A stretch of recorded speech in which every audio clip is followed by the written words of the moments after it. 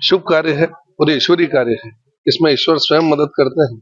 इसलिए ये स्वतः अपने आप स्व प्रेरणा जागती है हर व्यक्ति की, और हर व्यक्ति काम में लगता है, और जब समाज खड़ा होता है तो हर काम निर्विघ्न और अच्छे तरीके से होता है। और ये वही शुभ काम है, और तैयारियां लगभग अंतिम दौर में है। हमें लगता है कि अगले 24 घंटे में हम सारी व्यवस्थाओं को अंतिम रूप देके हम सभी जो श्रोता है, जो श्रद्धालु हैं, उनके स्वागत के लिए तैयार रहेंगे। जैसा कि पुराना अनुभव भी रहा है, मनासा के हिसाब से तो ये सबसे बड़ा आयोजन होने वाला है। मनासा के इतिहास का ये ऐतिहासिक और सबसे बड़ा आयोजन है, क्योंकि ये ऐसे आयोजन होते हैं जहां आपकी व्यवस्थाएं आप कितनी ही करें, वो व्यवस्थाएं कहीं ना कहीं नाकाफी होती है। ईमानदारी से इसको स्वीकार करने में कोई हर्ज नहीं है, लेकिन हमारा जितना सामर्थ्य है उससे अधिक हम कोशिश करेंगे कि जो श्रद्धालु या कथा श्रवण करने आने वाले हैं उनके लिए हम सुविधाओं की व्यवस्था कर सकें। उसमें हमने पंडाल के भीतर भी व्यवस्था की है। लगभग पूरे पंडाल के हर कोने में चिकित्सा की व्यवस्था की है, और गर्मी को देखते हुए गर्मी के मौसम में जो सीजनल बीमारियां होती है उनके लिए हमने विशेष तैयारियां की है। पेयजल की समुचित व्यवस्था की है, और लगभग हर एक सेंटर पे ORS की हमने पर्याप्त व्यवस्था की है, ताकि जो मूल व्यवस्था है, और उसमें हमें सभी हमारे यहाँ मनासा के, मैं धन्यवाद भी दूंगा कि जितने भी प्राइवेट डॉक्टर्स हैं, जितने नर्सिंग होम है, उनने भी सहयोग का आश्वासन दिया है कि अगर कोई, भगवान न करे, लेकिन अगर कोई बीमार भी होता है तो उसकी निःशुल्क और समुचित उपचार की व्यवस्था हमारे यहाँ के सारे नर्सिंग होम करें। चूंकि आचार संहिता है और आदर्श आचार संहिता है, इसमें आम श्रद्धालु और VIP, क्योंकि ये तो भगवान का दरबार है, पवित्र जगह है, तो सभी के लिए लगभग एक जैसी व्यवस्था है। और जो VVIPs हैं उनकी सुरक्षा की दृष्टि को देखते हुए उनकी सुरक्षा की व्यवस्था, समुचित व्यवस्था, प्रशासन पहले ही दिन से मुस्तैद है। जो भी कमियां आयोजन में लेके रही है उनको लगातार उनने चेताया है, और उन कमियों को दूर करने में हम कहीं ना कहीं लगभग किनारे पे हो, और हम उसमें सफल भी हुए हैं। तो मुझे उम्मीद है कि सारी व्यवस्थाएं सुचारू होगी और सब कुछ ठीक होगा। हम सबका सौभाग्य है, मंदसौर जिले का, नीमच जिले का सौभाग्य है कि अंतर्राष्ट्रीय संत प्रदीप जी मिश्रा की कथा, एक सैनिक परिवार जिसने पैदल यात्रा करके और एक साल भर पहले स्वीकृति ली, शहीदों की स्मृति में यह कार्यक्रम उन्होंने संचालन करने का कह के आए थे, और माननीय गुरुजी ने इसकी परमिशन दी थी। मैं उनका धन्यवाद ज्ञापित करना चाहता हूँ। लेकिन प्रशासन का जो मामला रहा, प्रशासन आचार संहिता लगने के कारण थोड़ा बहुत तो उनका रहता ही है, क्योंकि आचार संहिता में बहुत सी चीजें जो प्रशासन खुल के काम करना चाहिए वो नहीं कर सकता है, और जरूरी भी है। लेकिन उसके बावजूद भी लगातार मैं 4 दिन से यहाँ हूँ।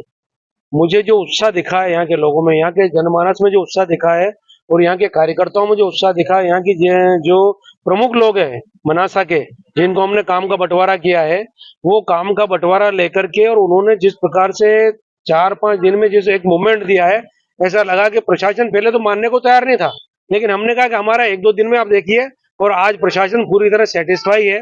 कल सुबह प्रशासन की एक बैठक हुई थी, सब जो जिनको काम बांटा था उनके साथ बैठक हुई थी, और बैठक के कारण वो पूरा संतुष्ट है।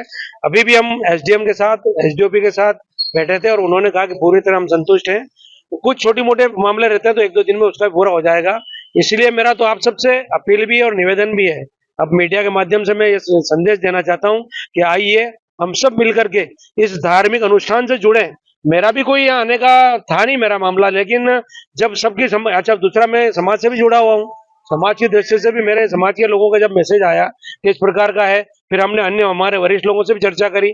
आने के बाद मुझे लगा कहीं ना कहीं मिसमैनेजमेंट है, मैनेजमेंट है लेकिन मिसमैनेजमेंट है। उस मैनेजमेंट को ठीक करने का हमने प्रयास किया है, और मुझे आज पूरा विश्वास है कि आज हम इस स्थिति में कि कथा एकदम ऐतिहासिक होगी। 2 लाख लोगों के बैठने की हमने व्यवस्था की है, और वो 2 लाख उसके अलावा भी अन्य टेंट की व्यवस्था भी हमने की। जैसे जैसे अगर बढ़ेंगे तो उस प्रकार से व्यवस्था करेंगे। अब गर्मी का मौसम है, पीने के पानी की व्यवस्था, अच्छी व्यवस्था, बढ़िया व्यवस्था।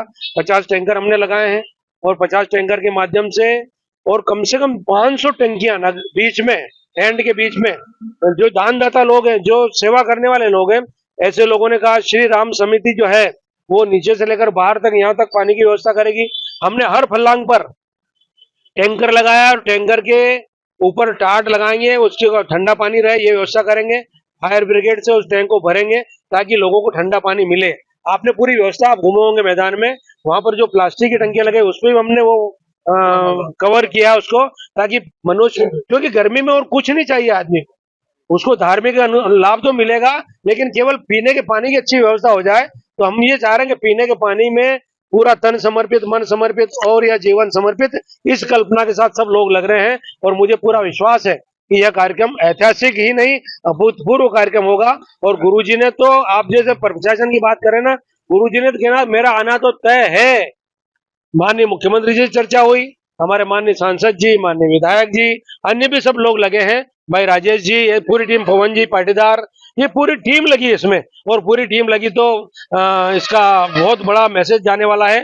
पुनः जो ये सैनिक परिवार है, इस सैनिकों की स्मृति में यह कार्यक्रम करवा रहा है। ये बधाई का पात्र तो एक व्यक्ति है, ये एक परिवार है, देवड़ा परिवार। इनको धन्यवाद देना चाहता हूँ क्योंकि समाज का इन्होंने नाम रोशन किया है, ये धन्यवाद के पात्र है। और मैं आपसे भी अपील करना चाहता हूँ कि हमारे इस 7 दिन में छोटी मोटी कमियां तो रहती है, आप कमियां निकालेंगे तो कमियां, लेकिन हम ये चाहते हैं कि आज की तारीख में हम 75% 80% हम मूवमेंट में हैं। ठीक है, हमने भी उनको कहा कि हम प्रशासन के पूरी तरह साथ में हैं, प्रशासन के साथ में हम कदम से कदम मिलाने के चलने के लिए तैयार है। हमने भी फायर ब्रिगेड के रूप में कई नौजवानों को, समाज के नौजवानों को बुलाया है। और पुलिस की, प्रशासन की व्यवस्था जितनी वो करेंगे उसके साथ नौजवान भी हमने जोड़े हैं ताकि ये व्यवस्था सुचारू रूप से चले। ये बात सत्य है कि क्योंकि आचार संहिता लगने के कारण जो पुलिस बल मिलना चाहिए वो पुलिस बल तो नहीं मिलेगा, लेकिन फिर भी प्रशासन जितनी व्यवस्था करेगा उसके साथ नौजवान कंधे से कंधा मिलाकर के इसको पूरा करेगा।